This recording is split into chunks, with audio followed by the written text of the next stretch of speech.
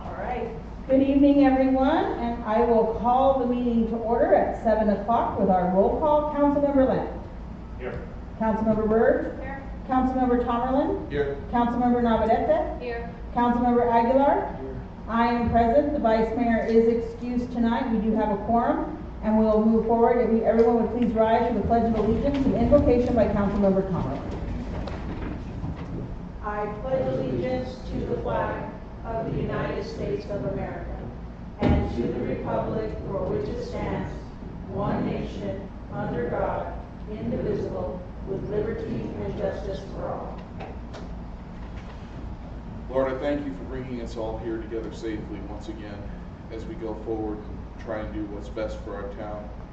Give us wisdom and knowledge, O Lord, and guide us as we go through our budget process and the rest of our business tonight, and bring us back here safely again next month. In your name I pray. Amen.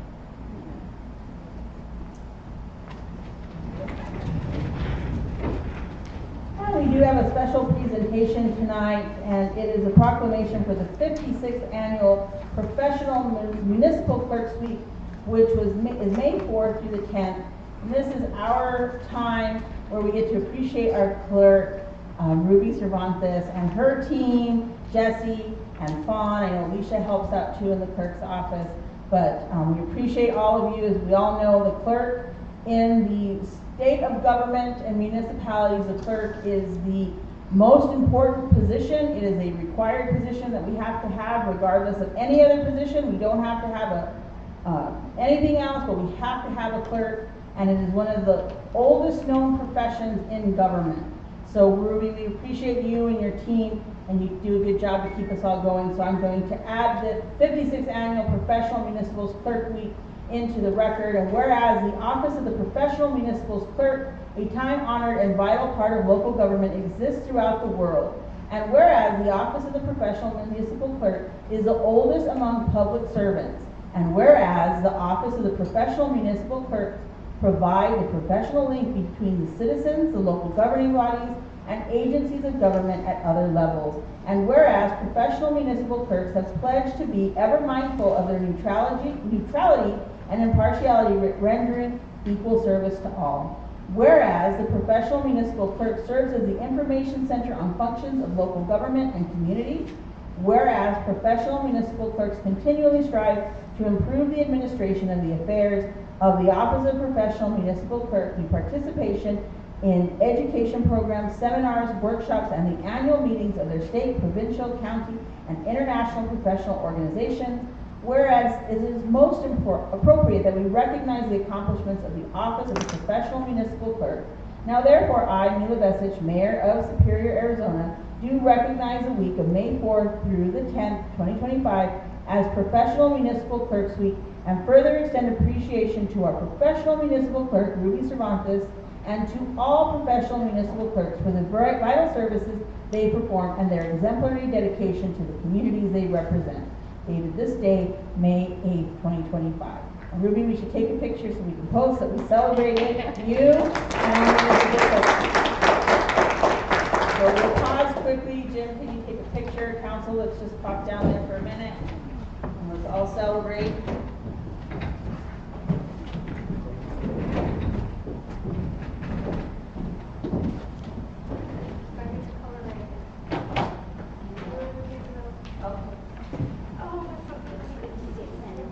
Oh, we can share. We don't expect it.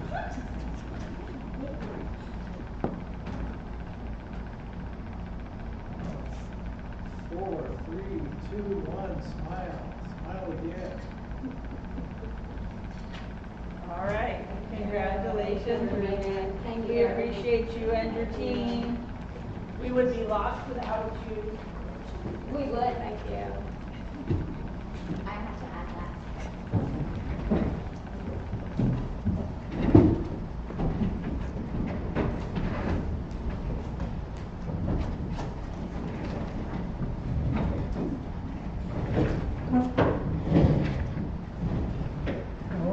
Okay, so we're gonna move along to staff report. Since our last council meeting, I'm sure everybody, I know council's had a few briefings. We did receive notice that it is anticipated that the Tonto National Forest will re-release the final environmental impact statement, otherwise known as a record of decision, within the next 60 days. There will likely still be another 45-day comment period, leaving us about a 90-day window, which will mean that once that transfer and that document is signed, a lot of our mitigation efforts will then kick off. So staff's been very much busy watching some of that. There is another, the opposition groups went to the U.S. court here in Arizona asking for an injunction. They're expecting that judge to rule by May the 12th or the 14th. I don't quite remember the day exactly. But it's the same judge that did not grant an injunction the last time that they requested that. So again, this is all still playing out through the legal system and the process, but this is an announcement that we have been waiting for eagerly since about 2021 on this particular Resolution Copper project. I did also learn through the Center of Creative Land Reuse, we have been selected to give a presentation at the National Brownfields Conference in Chicago in early August, so there'll be some work going on to prepare for that. And I'm just back from vacation, but council, please keep an eye out. We have a potential delegation of Ukrainian officials coming to visit Superior and wanting to see the mine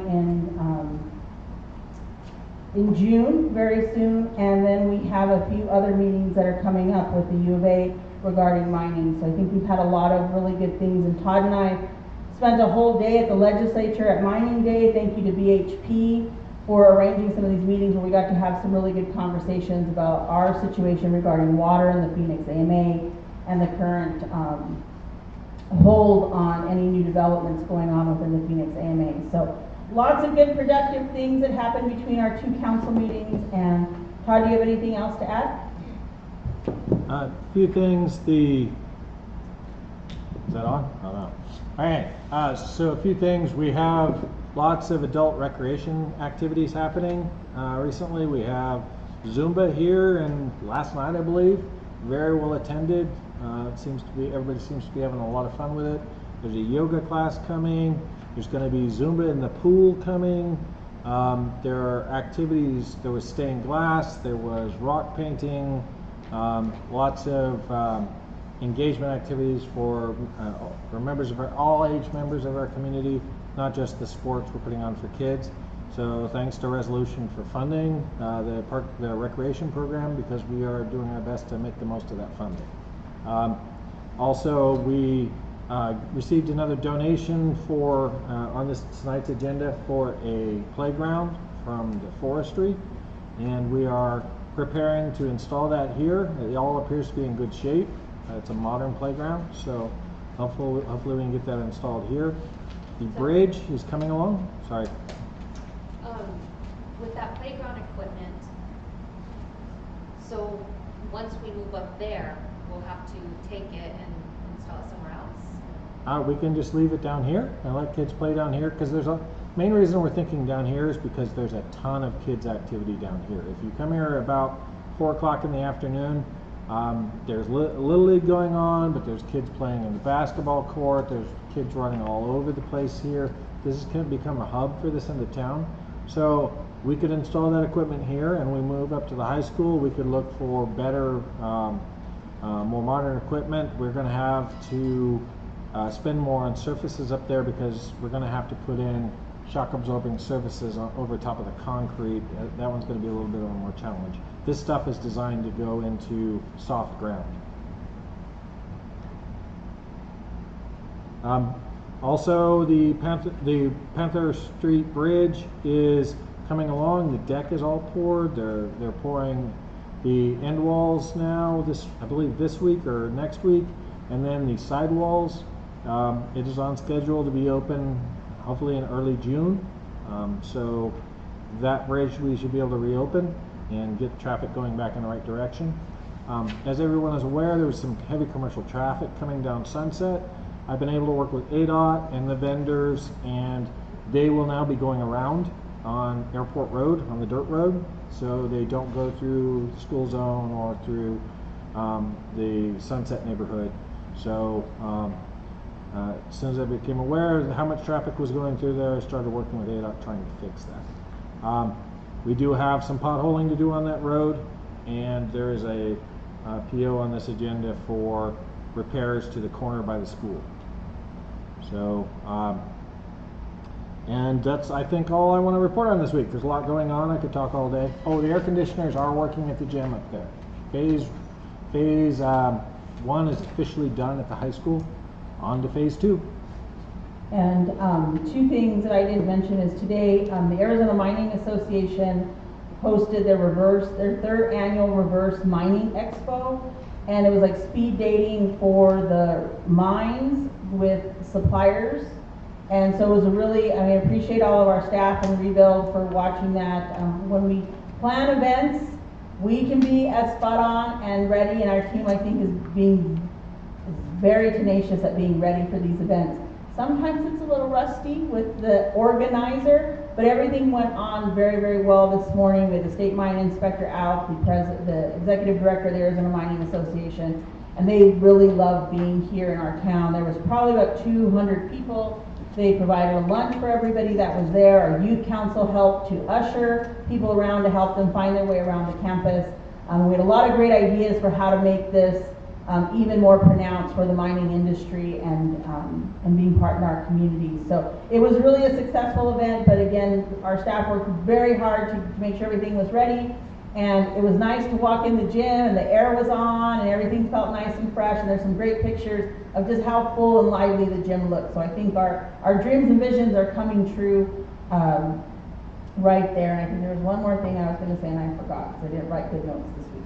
So we're going to move forward with the consent agenda. And we have agenda item 7, approval of the minutes of the town council meeting from April the 10th, 2025. Approval of the 2025-2026 EMI health insurance renewal rates for the town of Superior employees' medical insurance.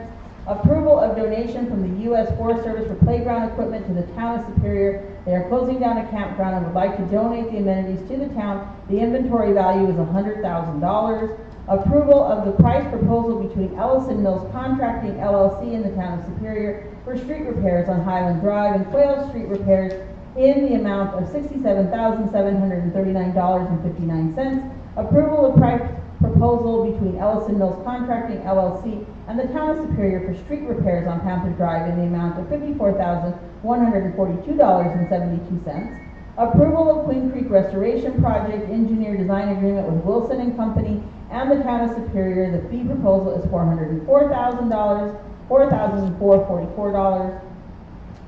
Approval of town of Superior alcohol beverage permit for Melinda Garcia for a celebration of life at the Magna Club on Saturday, April 19th, 2025 from 10 a.m. to 8 p.m. Approval of town of Superior alcohol beverage permit for Mario Lopez, Peligrosos Car Club for a horseshoe cornhole tournament for a fundraiser for funeral expenses for Robert Villalobos III at the US 60 Park on Saturday, May 3rd, 2025 from 10 a.m. to 10 p.m.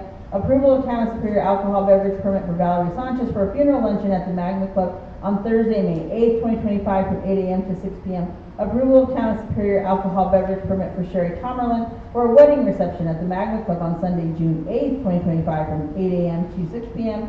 Approval of town of Superior alcohol beverage permit for Peligrosos Car Club, Mario Lopez for a fundraiser for high school athletic department at the US 60 Park for the annual Tommy Lopez tournament on Saturday, August 2nd, 2025 from 10 a.m. to 10 p.m. Approval of town of Superior alcohol beverage permit for Diana Garcia for a wedding at the Magna Club on Saturday, September 27th, 2025 from 4 p.m. to 2 a.m. and the approval of our department reports. Council, are there any questions or comments on the consent agenda you'd like to take off for further discussion? Yes. I would pay for items 4 and 5 for the street repairs. Those will be HERF transfers, so it's just the PO has to be approved for that when we're using our HERF funds. For council's information, any expenditure over $25,000 I have to bring back to council. We have sufficient money in our HERF to cover all of these expenditures, HERF and excise, so it's using our normal streets money. Any further questions or comments on the consent agenda? Hearing none, we have a motion to approve the consent agenda as presented. So moved. Oh, there's a motion by Councilmember Navarrete, there's a second by Councilmember Tomberlin, all in favor? Aye. Any opposed? Motion carries. All right, we're gonna move on to agenda item A, discussion and possible approval of the resolution number 2025-693, a resolution of the Town Council of the Town of Superior, Arizona, Pinal County, adopting the fiscal year 2025-2026 tentative budget. Staff recommends approving resolution 2025-693. Discussion, this adopts the tentative budget discussed in the work session on April 10th, 2025. The final budget will be presented for approval at the June 12th, 2025 council meeting. Once the tentative budget is adopted, changes may be made to before the final budget is adopted, but the total may not be increased. So we can only, from this point on, decrease the budget, but we cannot increase the budget. Staff prepared a full report. I think everybody was here last week or last month on our budget. Staff, do you have anything else to add to this, or council, any questions? We did have a bit of a revenue hit to this already. The AMRP dividend is not going to be paid out this year. I passed that on to council already with the explanation for it. That will mean that belts will be worn tighter, so the final budget will likely be a lower number than this one. Council, any questions? Okay. Hearing none, we do need a motion for approval of the resolution 2025-693. So moved. There's a motion on the floor by Councilmember Tomberlin. Do we have a second? Second. Second by Councilmember Byrd. All in favor? Aye. Any opposed? Motion carries. Agenda item B, discussion, possible approval of resolution number 2025-694, a resolution of the mayor and town council of the town of Superior designating the chief fiscal officer for officially supporting the fiscal year expenditure limitation report to the Arizona Auditor General. Staff recommends approving Todd Pryor, our town manager, as the CFO. Discussion as required by Arizona State Revised Statute 41-1279.07E. Annually by July 31st, each county, city, town, and community college must provide the Auditor General the name of the chief financial officer the governing body designates to officially submit and the current fiscal year's annual expenditure limitation report, AELR, on behalf of the governing body and certified to the accuracy of this report.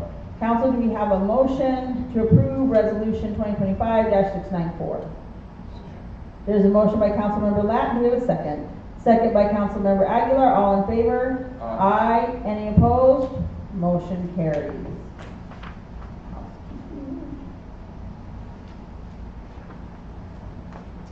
And agenda item C is approval of the resolution 2025-695, a resolution of the mayor and town council of the town of Superior, Arizona, adopting the fair housing policy, making known its commitment to the principle of fair housing and describing actions it shall undertake to affirmatively further fair housing. And this is again another annual housekeeping item that is required by the Department of Housing. Council, do we have a motion to approve?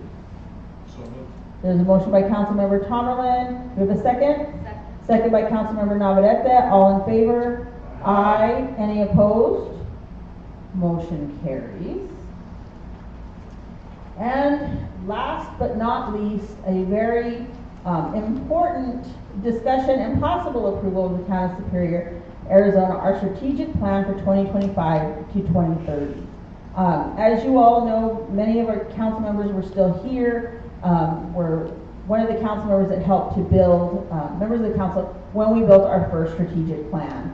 And while we had a strategic retreat 2 years ago, it's taken us a little bit of time to put everything together. Todd and Ioana and staff have all been working on our strategic plan. But this particular strategic plan also highlights the goals that we accomplished and things that we put together to show that our vision and our strategy is actually working, and where are some of our opportunity points. We've obviously improved some pictures and did some things, but I think the document has actually increased in size a little bit. Ioana, in her thoroughness, added a lot of links to justify where we need to grow our key performance indicators and what I really enjoyed about this is really highlighting where are our opportunities and where do we need targeted opportunities that will help us both with our economic strategy, growth, and also be a good guidepost for future councils to see where were we at and where were we going between 2025 and 2030. And we all know that 5 years goes by very, very fast. We should have probably had this done in like 2022, I think, was our original plan. So we're a little bit behind, but we had some transitions and a lot of things that weren't there. So this is a great time for council to discuss or share. If you're ready to approve it, you know, we can do that, or if you want to mark it up and send it back to staff, we can do that. But this is our first public presentation of this. And to clarify, our current one was 2018 to 2023, so we are about a year overdue to adopt a new one, but we're not that far behind, just a little bit. I do have a question, you know, because it has key performance indicators and outcomes, like kind of like a bullet list. Do we have somewhere, I know in the beginning of the document it you know, highlights each section what we've accomplished, but do we have something that, like in table format, because I'm a rows and columns person, like if we met some of these key performance indicators from the last time we approved it, is there somewhere? We did a presentation on that, I believe in 2020, where we went through the previous plan.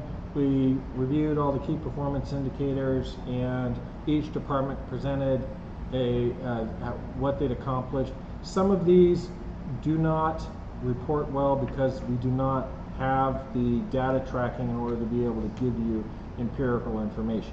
All we can do is subjectively say, yes, we've made progress toward these, and a lot of factors. Some of them are just numbers, and we can present those, but each department has to go through, review their key performance indicators, and make a presentation.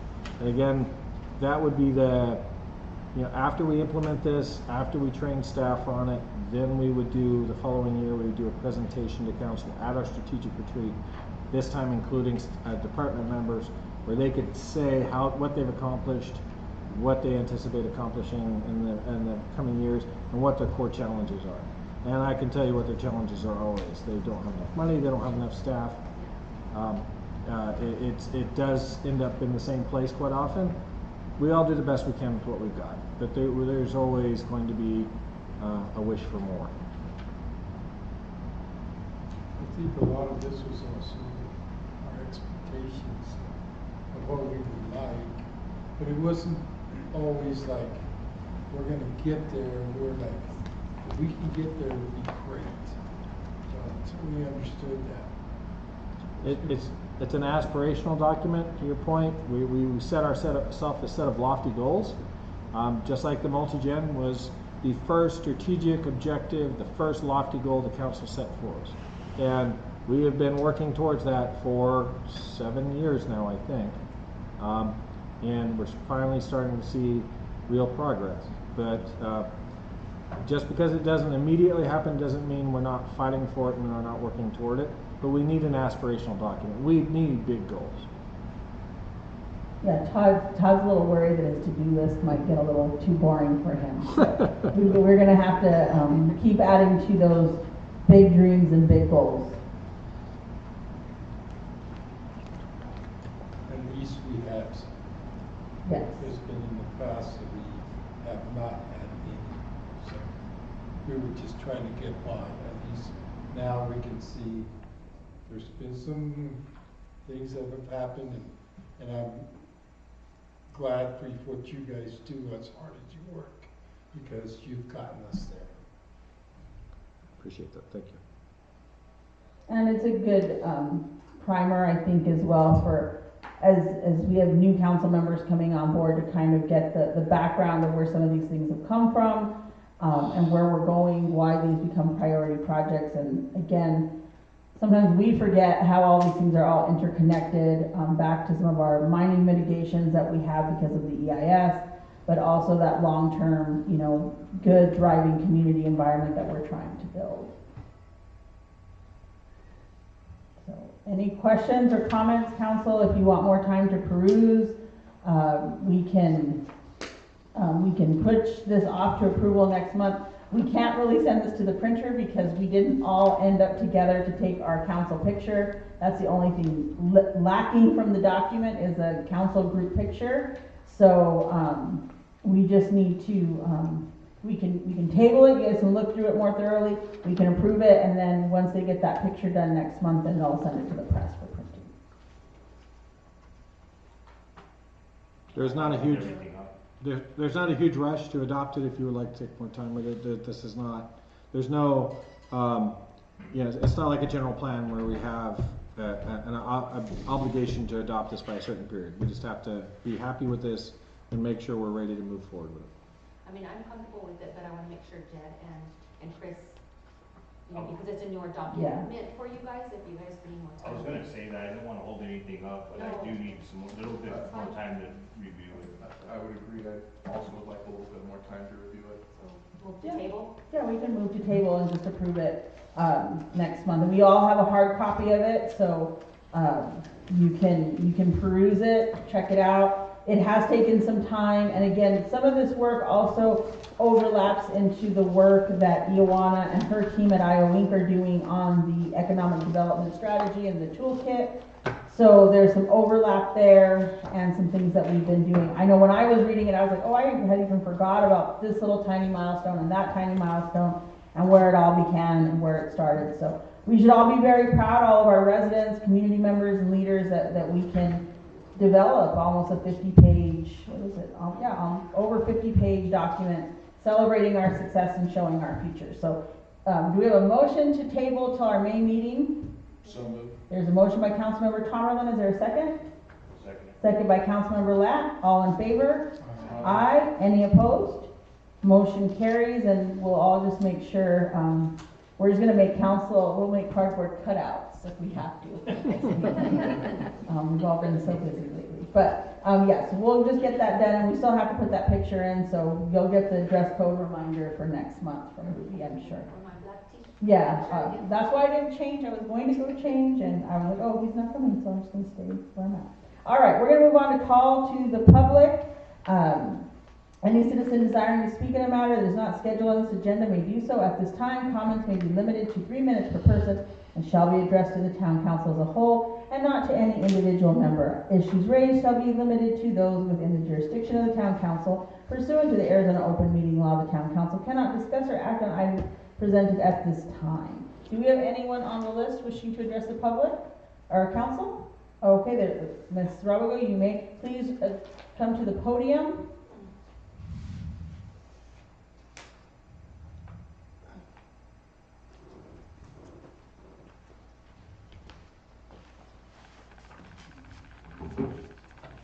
It's just a question about what Vanessa brought up, and the playground equipment. What is the town planning on doing with this whole thing once you move? I don't think I can actually address that officially from the dais, but we'll be making that decision. They'll probably have to study that, and we'll have to discuss it after we get moved up into the old building. Because if you install it here and you sell this, then it's not. Just a question, something to think about. Sure, that'll be considered in any discussion, but we're still a few years out from anybody moving out of this fully.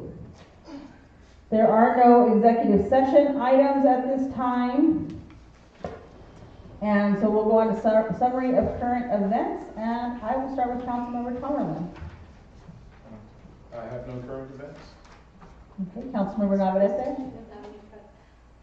All I can say is happy birthday to. Councilmember Aguilar. Same thing, Judy, thank you for your service and the people around you. You're only as good as the people around you, that's what happens. So thank you for everything you do. Councilmember Lat. I just wanted to say, I'm glad to see that traffic was rerouted, because it was tearing up our streets. So good job on that, Tom. Councilmember Byrd. Echoing Happy Mother's Day and congratulations to our 2025 graduating seniors this year. And thank you, Ruby and Todd, for all you guys do, and staff for everything. And shout out to Nick. I know it was working with you on the multi-gen center was a little close there and getting that tower going. So good job on that. Definitely, and again, thank you, council, thank you, staff. It was great to have our key ceremony, and we had even a nice little group of students participating, and it's a really time-honored tradition that I hope it continues for a very long time, but it was great to connect with our graduating seniors this year. Arizona Water, Jimmy Padilla, our local Arizona Water person, dropped off some gifts with some swag in there for council and staff, because they are celebrating, I think, what is their 50th anniversary, Ruby? And so they didn't come to make a presentation here. I know they've really been working pretty hard with us. Todd had a little email exchange with Arizona Water on the Stone Street project, so I think they're constantly being reminded. And two other things I didn't add to my update. ADOT finally put in the signs that they've owed us since the Silver King Superior Streets project. They missed a few that they didn't realize they never installed. After some constant nagging and complaining, those new signs were installed while I was gone. So I saw them when I came in last night, which was very nice. And the trailhead parking lot is pretty much complete, and they're planning a ribbon cutting ceremony for, I think, June the 11th. I have a hold that was put on the calendar. Make sure everybody has the details on that. It's really a nice looking parking lot, and hopefully we can, it'll be nice for to have the parking, and extra nice when we have the trail reopened. So again, thank you to staff. It's really great that we have accomplished so much, and you guys keep an eye on all the things that are coming ahead of us from all sides at this time. It's an exciting period of time I think we're entering for our community. Mr. Pryor, do you have any new updates? No? All right, the scheduling of meetings and events. All meetings are held at Town Hall. The Emergency Services Committee will meet on May 15th, 2025 at 6 p.m. Community Development Committee will meet on May 22nd, 2025 at 6 p.m. Planning and Zoning will meet on June 5th, 2025 at 6 p.m. And our next town council meeting will be on June 12th, 2025 at 7 p.m. Do we have a motion to adjourn? So moved. There's a motion by Councilmember Byrd, there's a second by Councilmember Aguilar. All in favor? Aye. Any opposed? Motion carries, and we are adjourned at 7:32.